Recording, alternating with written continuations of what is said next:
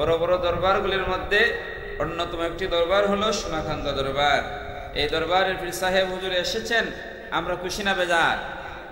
খুশি হলে আমরা সবাই বলে আলহামদুলিল্লাহ। ওই দরবার সম্পর্কে আমাদের অনেকের ধারণা নাই। যিনি এসেছেন ওনার দাদা আব্দুর রহমান হানাফি রহমতুল্লাহ আলাই, ওনার অনেক অনেক কারামত রয়েছে, যেগুলি বললে ঘন্টার পর ঘন্টা চলে যাবে। উনি বহু উচ্চ দরজার একজন আলেম ছিলেন, পীর ছিলেন, ফকি ছিলেন, মুফাসসির ছিলেন। এই জন্য আমরা খুশি হয়েছি হুজুর এসেছেন। আল্লাহ তাআলা হুজুরের হায়াতে রিজিকে বরকত দান করুন, আল্লাহুম্মা আমিন। এবং আরো মেহমান হিসেবে শুভাগমন করবেন কিছুক্ষণের মধ্যেই হাজারো হাজারো ফকি, হাজারো হাজারো মুহাদ্দিস মুফাসসিরদের উস্তাদ। ঢাকা দারুন নাজাত কামিল মাদ্রাসা আমি পড়াশোনা করেছি। এই মাদ্রাসার অধিকাংশ শিক্ষকের উস্তাদ, এবং উনি সরাসরি আমারও উস্তাদ, আবার দাদা হুজুর। এবং উনি বাংলাদেশে তাফসীর, হাদিস, ফিকহ, আদব 4 বিষয়ে ফার্স্ট ক্লাস ফার্স্ট হয়েছে, সবাই বলে আলহামদুলিল্লাহ। এবং শেষ পর্যন্ত উনি ভারতের অনেক বড় বড় মাদ্রাসায় পড়াশোনা করেছে, এমনকি দেওবন্দ মাদ্রাসায় গিয়েছেন। উনিকে ডক্টর সরকার মোহাম্মদ কফিলউদ্দিন সালিহি সাহেব বারাকাল্লাহু ফি হায়াতিহি ওয়া খিদমাতিহি, আল্লাহ তাআলা হুজুরের কে হায়াতে রিজিকে বরকত দান করুন, আমরা বলি আলহামদুলিল্লাহ, আল্লাহুম্মা আমিন। এবং ইতিপূর্বে যিনি তালিম তারবিয়ত দিয়েছেন, সোনাকান্দা দরবারের প্রধান খলিফা এবং কুমিল্লার সৈয়দপুর কামিল মাদ্রাসার সাবেক প্রিন্সিপাল, আমাদের হবিগঞ্জের গৌরব নূর মোহাম্মদপুর কামিল মাদ্রাসার প্রতিষ্ঠাতা, এবং অনেক হাজারো হাজারো আলেমের উস্তাদ আবু তাহের মোহাম্মদ সালেউদ্দিন সাহেব হাফিজাহুল্লাহ হুজুর তালিম তরবিয়ত দিয়েছেন। এবং আরো উপস্থিত হয়েছেন সোনাকান্দা দরবারের খলিফা, তালিমে হিজবুল্লাহর কেন্দ্রীয় অর্থ সচিব আলহাজ হযরত মাওলানা আবু বকর সিদ্দিক রহমানী সাহেব হাফিজাহুল্লাহ, উপস্থিত সভাপতি সাহেব ওবাহাটা আজিজিয়া দরবার শরীফের পীর সাহেব আলহাজ হযরত মাওলানা মুফতি শফিকুর রহমান পীর সাহেব বারাকাল্লাহু ফি হায়াতিহি। এবং আমার পাশে বসা রয়েছেন আমাদের এই বানিয়াচঙ্গের গৌরব এবং আমাদের ইউনিয়নের আমার বড় ভাই হযরত মাওলানা মুফতি তাহিরউদ্দিন সিদ্দিকী সাহেব, সুফার রিচি মোহাম্মদিয়া দাখিল মাদ্রাসা। আল্লাহ তাআলা ওনার হায়াতে বরকত দান করুন, আমরা বলি আল্লাহুম্মা আমিন। এছাড়া অনেক উলামায়ে কেরাম রয়েছেন। এই যে আমার ছোট ভাই হযরত মাওলানা নাসিরউদ্দিন খান সুন্দর আলোচনা করেন, আমার চেয়ে ভালো আলোচনা করেন। সময়ের অভাব, এই জন্য ইনশাআল্লাহ পরে কথা বলবেন। আরো যারা উপস্থিত হয়েছেন সম্মানিত উলামায়ে কেরাম, আর বিশেষ করে আমার এই গ্রামের আমার শিরতাজ মুরব্বিয়ানে কেরাম, আমার বাবার সমতুল্য মুরব্বীরা, আমার ভাইয়েরা, আমার কুচি কোমল স্নেহের ভাইয়েরা, পর্দানিশী মা ও বোনেরা, আপনাদের সকলকে আল্লাহ তাআলা আজকের মাহফিল থেকে ফায়দা নেওয়ার, আমাকে ফায়দা নেওয়ার, ইস্তিফাদা নেওয়ার সুযোগ দান করুন, আমরা সবাই বলি আল্লাহুম্মা আমিন। সম্মানিত সুধীবৃন্দ, দিনী ভাইয়েরা, পর্দানিশী মা বোনেরা, আমি আমার গ্রামে আসি, কথা বলি, এবং এই মাহফিলটা একটা মুতাবাররাক, একটা বরকতময় মাহফিল। এখান থেকে বরকত নেওয়ার জন্য আসা হয়। এবং যেহেতু পড়াশোনা কিছু করেছি, এই জন্য আপনারা মহব্বত করে দাওয়াত দেন, কিছু কথা বলবো, আপনারা শুনতে রাজি আছেন তো ইনশাআল্লাহ? তাহলে আমি কোরআনুল কারীম থেকে একটা আয়াত তেলাওয়াত করেছি, সেই আয়াতের আলোকে কিছু কথা বলবো। আল্লাহ তাআলা যদি তৌফিক দান করেন, আমরা সবাই বলি আল্লাহুম্মা আমিন। আল্লাহ যেন এই মাহফিলকে কবুল করেন। আপনারা যারা উপস্থিত হয়েছেন, আপনারা কি সকলেই কিয়ামতের আগ পর্যন্ত জীবিত থাকবেন? কে কে থাকবেন দেখি? কেউ জীবিত থাকবেন না, মারা যাবেন। এই মারা যাওয়াটা কি চিরন্তন সত্য না মিথ্যা? চিরন্তন সত্য। এই চিরন্তন সত্য বিষয়টাকে আমরা ভুলে যাই। আল্লাহ রাব্বুল আলামিন বলেন, আউযু বিল্লাহি মিনাশ শাইতানির রাজীম। বিসমিল্লাহির রাহমানির রাহিম।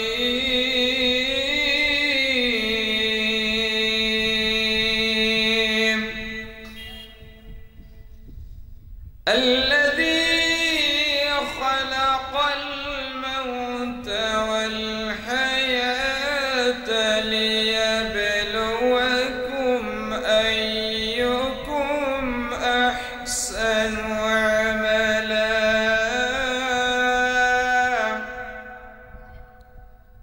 صدق الله العظيم।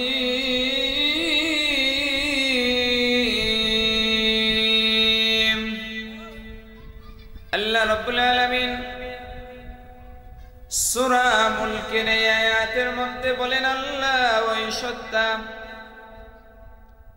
আল্লাহ হলেন ওই খালিক এবং মালিক, যে আল্লাহ রাব্বুল আলামিন মরণ এবং জীবন সৃষ্টি করেছেন। মরণের মালিককে, জীবন দেওয়ার মালিককে। জীবন দেওয়ার মালিক, মওত দেওয়ার মালিক যদি আল্লাহ হয়, এই আল্লাহ রাব্বুল আলামিনকে যদি আমরা ভুলে যাই চলবে? আল্লাহ রাব্বুল আলামিন জানিয়ে দিয়েছেন, আমি আল্লাহ রাব্বুল আলামিন মওত এবং হায়াত সৃষ্টি করেছি। এমনিতেই আমরা এত দীর্ঘ হায়াত দিয়েছেন। আমরা কেউ 60, কেউ 70, কেউ 80, কেউ 10, কেউ 20। কোনো গ্যারান্টি আছে আমাদের? আমার ভাইয়ের আমার সঙ্গে কথা বলবে। আমি কিন্তু শিক্ষা জীবনের পরে শিক্ষক ছিলাম, এই জন্য শিক্ষকের অভ্যাস হয়ে গেছে, জিজ্ঞেস করা লাগে। আল্লাহ রাব্বুল আলামিন এমনিতে আমাদেরকে সৃষ্টি করেন নাই, বেহুদা সৃষ্টি করেন নাই। একটা মিশন দিয়ে আল্লাহ আমাদেরকে পাঠিয়েছেন। সেই মিশনটা কি? সেই মিশনটা এই আয়াতের মধ্যে আল্লাহ বলে দিয়েছেন। আল্লাহ বলেন, আমি তোমাদেরকে হায়াত দিয়েছি, মওত দিয়েছি পরীক্ষা করার জন্য। সুবহানাল্লাহ, পরীক্ষা করবেন আল্লাহ। লিয়াবলুয়াকুম আইয়ুকুম আহসানু আমালা।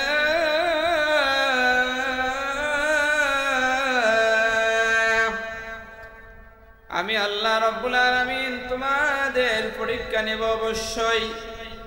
তোমাদের মধ্যে আমলের দিক দিয়া, আমরা বলি না তারা আমল বলা না, আমল শব্দটা আরবি, এটা বাংলা হলো কাজ। আপনি বালেগা হওয়ার পর থেকে, বালেগা হওয়ার আগে আমাদের হিসাব হবে না। বালেগা হওয়ার আগে গুনাহ করলে সেই গুনাহ কাউন্ট হয় না, আল্লাহ মাফ করবে। বালেগা হওয়ার আলামত আপনারা জানেন। একটা মেয়ে কখন বালেগা হয়, একটা ছেলে কখন বালেগ হয়, পূর্ণ বয়সে উপনীত হয়, এটা আপনাদের জানা রয়েছে। বালেগা হওয়ার পর আপনার প্রতিটা কাজ কাউন্ট হয়, হিসাব হয়। শুধু মনে করবেন না নামাজের হিসাব হয়। আপনি হাল চাষ করার জন্য জমিনে গিয়েছেন, সেই জমিনে যাওয়ার পরে লাঙ্গলের মাথা দিয়ে আরেকজনের আইল ঠেলছেন, এটাও তো আমল। এটা আমল না, এটা কাজ। এই কাজকে আল্লাহ দেখেন কিনা বলেন? এই কাজ আল্লাহ দেখেন কিনা বলেন? আপনি লাঙ্গল দিয়ে, লাঙ্গলের মাথা দিয়ে আরেকজনের জমিন ঠেলছেন, এখন বলতে পারেন হুজুর লাঙ্গল আর নাই, এখন লাঙ্গল আসেনি। এখন ছোটবেলায় আমি তো আপনারা জানেন আমাদের বাবার কিছু জমি জমা আছে, কৃষি কাজ করেছি, দেখছি লাঙ্গল দিয়ে অনেকে ঠেলে। লাঙ্গল নাই, এখন কোদাল আছে। বড় ট্রেক্টর মেশিনে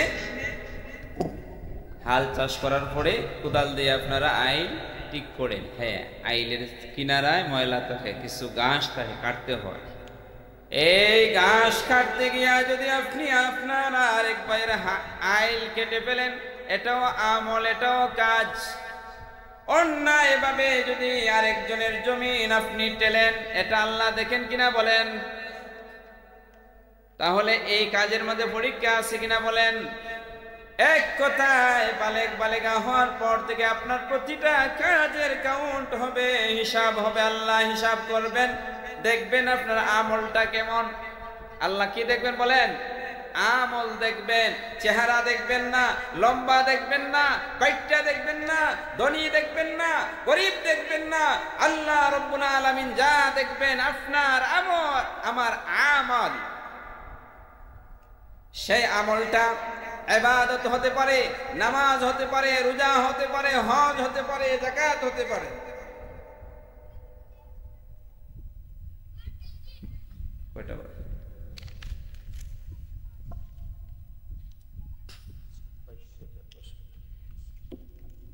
সময় দেওয়াল বান্ধে দেওয়া হয়েছে, 10 মিনিট সময় আছে। 10 মিনিটে কি যে আয়াত নিচে 10-15 মিনিট আছে। এই জন্যই বিশেষ করে একটা বিষয়ভিত্তিক কথা বললে মিনিমাম 2-2.5 ঘন্টা আমি কথা বলি। মাহফিলে বিভিন্ন জায়গাতে যাই, যেহেতু অনেক উলামায়ে কেরাম এসেছেন, এই জন্য আমি সংক্ষেপ করে দিচ্ছি।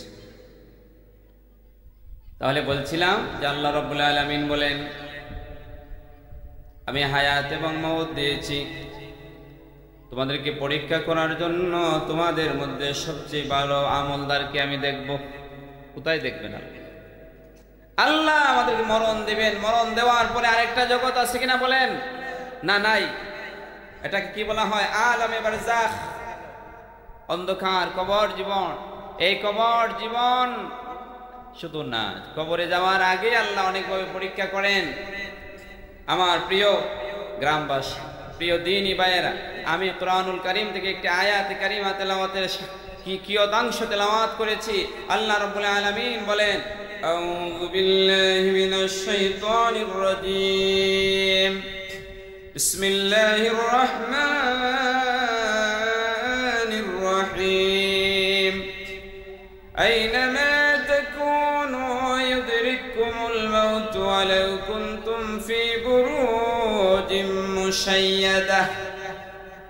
ও দুনিয়ার মানুষেরা, তোমরা যেখানেই থাকো না কেন, বিশাল অট্টালিকা বানাইয়া যদি সুদূর আকাশে লুকাইয়া থাকো, সেখান থেকেও তোমাদেরকে মরণ ধরে নিয়ে আসবে।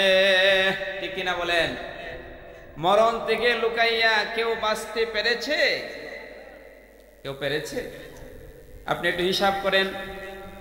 আজকের আলোচনার পরে ঘুমাইবার আগে একটু হিসাব করবেন যে আমার জীবনে আমি আমার আত্মীয় স্বজন কতজনকে দাফন দিলাম, কত আত্মীয় রে আমি মাটি দিলাম, কত আত্মীয় স্বজন আমার হাতে বিদায় নিয়েছে, কেউ থাকতে পারে নাই, শুধু সাদা কাফন লইয়া দুনিয়া থেকে বিদায় নিয়েছেন। ঠিক কিনা বলেন? বাদশাহ শাহ সিকান্দার দুনিয়া থেকে বিদায় নিয়েছেন, ওনার জানাজা হয়েছে। জানাজা হওয়ার আগে হঠাৎ করে উনি কফিনের ভিতর থেকে 2 হাত বের করে দিলেন। সুবহানাল্লাহ। কফিনের ভিতর থেকে 2 হাত বের করে দিলেন। সবাই আশ্চর্য হয়ে গেল, মরা মানুষে কি হাত বের করে কোনোদিন? উলামায়ে কেরাম বললেন, সিকান্দার আল্লাহর ওলি ছিলেন, উনি বুঝিয়েছেন আমি এত বড় বাদশাহ হওয়ার পরেও এই দুনিয়া থেকে কোনো কিছু লইয়া যেতে পারি নাই, খালি হাতে বিদায় নিচ্ছি, সাদা কাফন লইয়া যাচ্ছি। ও দুনিয়ার মানুষরা, তোমরা শিক্ষা নাও, তোমরা আমল করো, একমাত্র আমল তোমার সাথে যাবে, আর কোনো কিছুই তোমার সাথে যাবে না। ঠিক কিনা বলেন? এই যে আয়াতে কারিমা আমি তেলাওয়াত করেছি, এই আয়াতের শানে নুজুলে জগৎ বিখ্যাত মুফাসসির ইমাম আবু জাফর তাবারি রহমাতুল্লাহ আলাইহি তাবারি শরীফের মধ্যে একটা শানে নুজুল নিয়ে এসেছেন। এই শানে নুজুলটা বলেই শেষ করে দিতে হবে, যেহেতু সময় কম। আমি লম্বা একটা হাদিস নিয়ে এসেছিলাম মরণের উপরে, বিশেষ করে আমাদের মরণের প্রস্তুতি নেওয়া লাগবে কিভাবে এবং না নিলে কি হবে। আমার কাছে আপনার কাছে মালাকুল মাউত খালি একলা আসে না। আপনি নেককার হলে হাজার হাজার ফেরেশতারা আপনারে সুস্বাগতম জানানোর জন্য আসে, আর যদি বদকার হন, মুনাফিক হন, তাহলে আপনার জন্য হাজারো হাজারো গজবের ফেরেশতা মালাকুল মাউতের আগে এসে উপস্থিত হয়ে যায়। নাউজুবিল্লাহ। এই কথা বলার মনে হয় সুযোগ হবে না। এই আয়াতে কারিমের শানে নুজুলে তাফসিরে তাবারির মধ্যে এসেছে, আমাদের নবীরা আগে অন্য কোন এক নবীর জামানায় একজন মহিলা, তার স্বামী নাই, তার একজন খাদিম ছিল। স্বামী মারা গিয়েছে, কিন্তু তার পেটের মধ্যে, তার রেহেমের মধ্যে বাচ্চা রেখে গিয়েছে। এমন হয় না যে একজন লোক বিয়ে করেছেন 6 মাস পরে মারা গিয়েছে, কিন্তু তার ওয়াইফের রেহেমে বা গর্ভে তার বাচ্চা, সন্তান। ওই খাদিম ওই বাড়ির খেদমত করেন। 10 মাস বা 9 মাস হয়েছে, বাচ্চা প্রসব করেছে মহিলা। প্রসব করার পরে খাদিমকে বলছে, আমাদের ঘরে আগুন নাই, একটু আগুন নিয়ে আসো। ওই খাদিম বের হওয়ার সাথে সাথে দরজার মাঝে দেখলেন বিশাল বড় এক ব্যক্তি দাঁড়িয়ে আছে। বলল, হে খাদিম, তুমি কোথায় যাচ্ছ? সে বলল, আমার যে মালিকের ওয়াইফ, তার এক বাচ্চা সন্তান, মেয়ে সন্তান জন্ম দিয়েছে, ঘরে আগুন নেই, আগুন আনার জন্য যাচ্ছি। ওই দরজায় আগন্তুক ব্যক্তি বলল, এই যে মেয়েটা জন্ম নিয়েছে, মনোযোগ দিয়ে শুনবেন, এই যে মেয়েটা জন্ম নিয়েছে, সে বড় হয়ে 100 জন পুরুষের সঙ্গে জেনা করবে। নাউজুবিল্লাহ। কি করবে? বেশ্যা মহিলা হবে। 100 মানুষের সঙ্গে জেনা করবে। শুধু জেনা নয়, এই মহিলা তোমার সঙ্গে বিবাহ হবে। নাউজুবিল্লাহ। তোমার সঙ্গে বিবাহ হবে তার। এই কথা শুনে খাদিম বলল, তাহলে এই মেয়েরা আর বাঁচাইয়া রাখবো না। সে আগুন না নিয়ে, এটা তাফসিরের কথা, এটা গল্প গুজব না। ওই মেয়েটাকে তার মায়ের কোল থেকে টেনে আনে, তার পেটের মধ্যে চাক্কু দিয়া কয়েকটা আঘাত করে সে বের হয়ে গেল। নারী বুড়ি বের করে সে বের হয়ে গেল। ভাবলো যে বাচ্চাটা মরে গেছে, কারণ বাঁচলে সে 100 জন পুরুষের সঙ্গে জেনা করবে, শেষ পর্যন্ত তার সঙ্গে বিয়ে হবে। এই জন্য মহিলাকে আগেই সে মেরে ফেলতে চাচ্ছে। আল্লাহর কি কারিশমা, আল্লাহর কি কুদরত! ওই চাকর বা খাদিম সে এই শহর থেকে বের হয়ে গেল, আর মা তার সন্তানকে এমত অবস্থায় জোড়াতালি দিয়ে, সেলাই দিয়া কোনো মতে চিকিৎসা শুরু করলো। আল্লাহর কুদরত, সে বেঁচে গেল। আল্লাহ পারেন কিনা বলেন? আঘাত করলে কি মানুষ মরে যায়? অনেক লোক দেখবেন মারামারি করলে তার বুকের মধ্যে, পিঠের মধ্যে আঘাতের অভাব না, এরপরেও বেঁচে যায়, কারণ হায়াতের মালিক কে? আল্লাহ। ওই মেয়েটা ছিল সুন্দরী, বেঁচে গেল। দিন যায়, রাত যায়, যাইতে যাইতে প্রায় 18 বছর পূর্ণ হয়ে গেল। 18 বছর বা 17 বছর তাফসিরে এসেছে। ওই মেয়েটা বিশ্ব সুন্দরী। বিশ্ব সুন্দরী হইতে কি লাগে আমি জানি না, তবে সুন্দরী, বিশ্ব সুন্দরী হয়েছে। শুধু সুন্দরী না, ওই মহিলার জন্য সব ছেলেরা পাগল। সবাই কি সমাজের ভালো? আমাদের গ্রামে সবাই কি ভালো? কেউ গাঞ্জা খায়, মদ খায়, জেনা বেবিচারে লিপ্ত, এই ধরনের মানুষ আছে না? আল্লাহ তাআলা এদেরকে হেদায়েত দান করুন, আমরা বলি আল্লাহুম্মা আমিন। ওই ছেলে এই শহর ছাড়িয়া অন্য শহরে চলে গেছে। 18 বছর পরে সে ভাবলো আমার তো কেউ আর চিনবে না, জানবে না, আর ওই মহিলা তো মারা গেছে মনে হয়, আর বাচ্চাও মারা গেছে, আমার শহরে যায়। সেই 18 বছর ব্যবসা বাণিজ্য করেছে। এই 18 বছর সেই ব্যবসা বাণিজ্য করে প্রচুর টাকার মালিক হয়েছে। প্রচুর টাকা লইয়া সে বাড়িতে আসলো, গ্রামের বাড়িতে আসলো। আসিয়া রায়বার ধরল। রায়বার চিনেন না আপনারা? রায়বার মানে উকিল। বিয়ে শাদী যারা পড়ায় এরারে রায়বার বলে সিলেটি ভাষায়, আর আমরা বলি উকিল। একজন মহিলাকে ধরল, বলল যে আমি একজন সুন্দরী মেয়ে চাই। কি চাই? একজন সুন্দরী মেয়ে চাই, টাকা যতই লাগুক আমার একজন সুন্দরী বউ দরকার। ওই মহিলা খুঁজতে খুঁজতে বিশ্ব সুন্দরীরে খুঁজে পাইল। ওই মহিলাকে, ওই মহিলার সন্ধান দিয়া বলল, হে আল্লাহর বান্দা, আপনি যে বিয়ে করতে চান, বিশ্ব সুন্দরী একজন মহিলা আছে, কিন্তু তার স্বভাব ভালো না, তার স্বভাব ভালো না, স্বভাব চরিত্র ভালো না। বলল তাকে আমাকে দেখাও। ওই মহিলাকে দেখার পরে ওই ছেলেটা তার সৌন্দর্যে রূপের গুণে পাগল হইয়া গেল। বলল তার চরিত্র যেমনই হোক না কেন আমি তাকে বিয়ে করতে চাই। চামড়া শুধু লাল হইলই বনি, চামড়া লাল হলে শুধু হবে না, চরিত্র লাল হতে হবে। স্বভাব চরিত্র ভালো না হলে শুধু সুন্দরী চামড়া সুন্দর থেকে বিয়ে করাবেন না, করবেন না। বিয়ে হয়ে গেল। সংক্ষেপে বলছি, আমার সময় বাউন্ডারি দেওয়া। বাসর রাতে স্বামী স্ত্রী কথা হচ্ছে। স্ত্রী বলল আপনার বাড়ি কোথায়? আপনারা তো ইতিপূর্বে দেখি নাই। বলল, তার কাহিনী বলা শুরু করল। বলল যে আমি এই গ্রামের ওই একজন লোকের খাদেম ছিলাম। ওই লোক মারা যাওয়ার পরে তার স্ত্রীর খাদেম ছিলাম আমি। আমার মালিকের ওয়াইফে একজন মেয়ে সন্তান জন্ম দিয়েছিল, সুন্দরী একটা মেয়ে।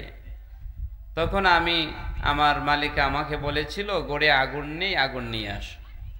আগুন আনার জন্য যখন আমি বের হইলাম, সামনে একজন লোক দাঁড়াই আমারে বলতেছে, তুমি আগুন আনতে যাইতেছো যার লাগি? এই মেয়েটা তো ভালো হবে না, ভবিষ্যতে 100 পুরুষের সঙ্গে জেনা করবে এবং জেনা করেই কান্ত হবে না, শেষ পর্যন্ত আমার সঙ্গে বিয়ে হবে বলেছিল। এই জন্য আমি রাগ করে যে একটা নিকৃষ্ট মেয়ে যে 100 পুরুষের সঙ্গে জেনা করবে তার সাথে আমার বিয়ে হবে, এটা হতে পারে না। এই জন্য আমি একটা ছুরি লইয়া ওই মেয়ের পেটের মধ্যে আঘাত করে আমি এই দেশ থেকে পলায়ন করে ফেরারি আসামি হইয়া 1 শহরে গিয়েছিলাম। 18 বছর পরে এসেছি।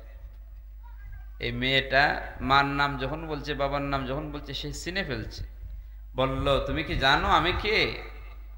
ওই তোমার যে মালিক, ওই মালিকের বউ, 2 জন হলো আমার মা এবং বাবা।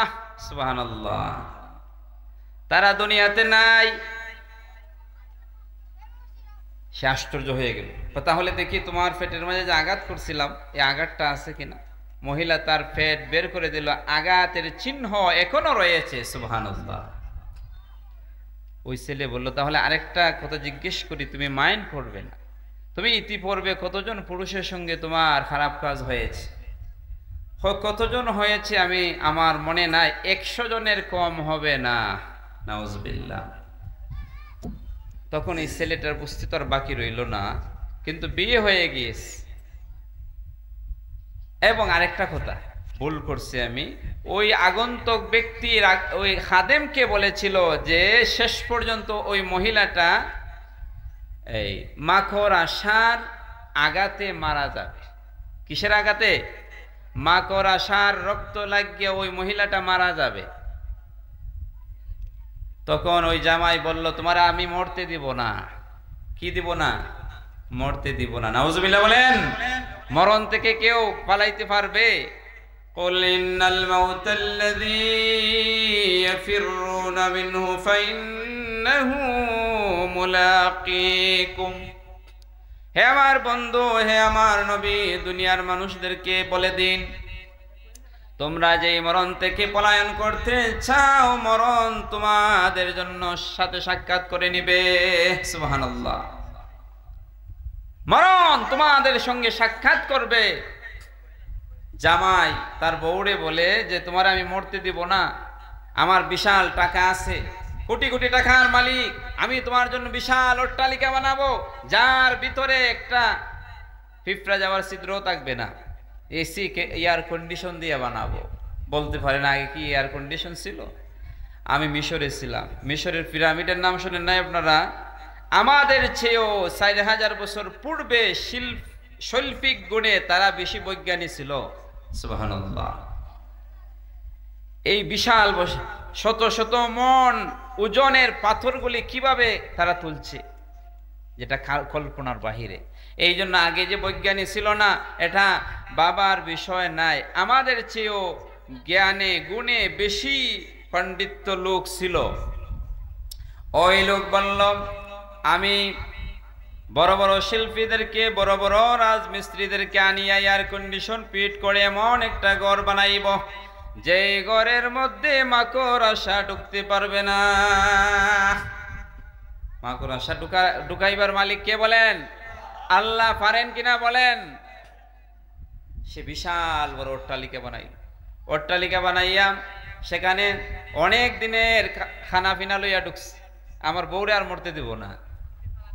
দুইজন রাতের বেলায় গল্প গুজব করতেছে, হঠাৎ করে দেখলাম বিল্ডিং এর ওয়ালের মধ্যে একটা মাকড়সা জাল বেঁধেছে। সুবহানাল্লাহ। কে জাল বেঁধেছে? মাকড়সা। যেই মাকড়সার কথা বলেছিল ওই লোকটা, যে এই মহিলাটা মাকড়সার আঘাতে মারা যাবে, স্বামীকে বলল, আপনি বলেছেন যে ওই আগন্তুক ব্যক্তি বলেছিল যে মাকড়সার সামান্য আঘাতে আমি মারা যাব, আপনি এক কাজ করেন, মাকড়সাটাকে ধরে আনেন, আমাকে মারার আগে আমি তাকে মেরে দিব। স্বামী মাকড়সাটাকে ধরে নামাইলেন। নামানোর পরে স্ত্রী তার বৃদ্ধাঙ্গুলি, ডাইন পায়ের বৃদ্ধাঙ্গুলি দিয়ে সেটাকে এটা ঘষা দিল। মাকড়সা তো খুব শক্তিশালী না, এটা নরম না। বৃদ্ধাঙ্গুলি দিয়ে ঘষা দেওয়ার সঙ্গে সঙ্গে সামান্য রক্ত বের হইল। ওই রক্তটা মহিলার বৃদ্ধাঙ্গুলির মধ্যে লেগে কালো হয়ে গেল। কালো শুধু না, বিষাক্ত সাপের বিষের মতো সেটা ওঠা শুরু করলো পুরা শরীরের মধ্যে। সুবহানাল্লাহ। এরপরে এই বিষে বিষে ওই মহিলাটা দুনিয়া থেকে বিদায় নিয়ে গেল। ইন্না লিল্লাহি ওয়া ইন্না ইলাইহি রাজিউন। মরণের হাত থেকে বাঁচতে পেরেছে কি? আপনারা বাঁচতে পারবেন? কে কে পারবেন? কেউ আমরা পারবো না। যদি বাঁচতে না পারি, এই আয়াত থেকে শিক্ষা নেবেন, দুনিয়ার যেখানেই যাবেন না কেন সেখানে মালাকুল মাউত আজরাইল উপস্থিত হয়ে যেতে পারে। এই ক্ষমতা আল্লাহ দিয়েছেন কিনা বলেন? এই জন্য আমার প্রিয় দিনী ভাইয়েরা, মুসলমান ভাইয়েরা, দিনদার ইমানদার সকল ভাই বোনেরা, মরণের প্রস্তুতি নিতে হবে। মরণের প্রস্তুতি কিভাবে নেবেন? আমলের মাধ্যমে। আপনি কৃষিক্ষেত্রে কাজ করবেন, সৎ উপায়ে করবেন। আপনি রিক্সা বাইবেন, সৎ উপায়ে করবেন। আপনি ইবাদত করবেন, স্বচ্ছভাবে করবেন। আপনি লেনদেন করবেন, হালালভাবে করবেন। আপনি পরিবারের কর্তা, তাদের সঙ্গে ভালো ব্যবহার করবেন। আপনি সমাজের নেতা, সমাজের মানুষের হক আদায় করবেন। আপনি আমি প্রত্যেকেই দায়িত্বশীল, ঠিক কিনা বলেন? এই জন্য আমাদের নবীজি, তিরমিজি শরীফের হাদিস, আবু হুরায়রা রাদিয়াল্লাহু তাআলা আনহু থেকে বর্ণিত, নবীজি বলেছেন, আকসিরু যিকরা হাযিমিল লাযযাত। ও দুনিয়ার মানুষেরা, তোমরা, নারায়ে তাকবীর।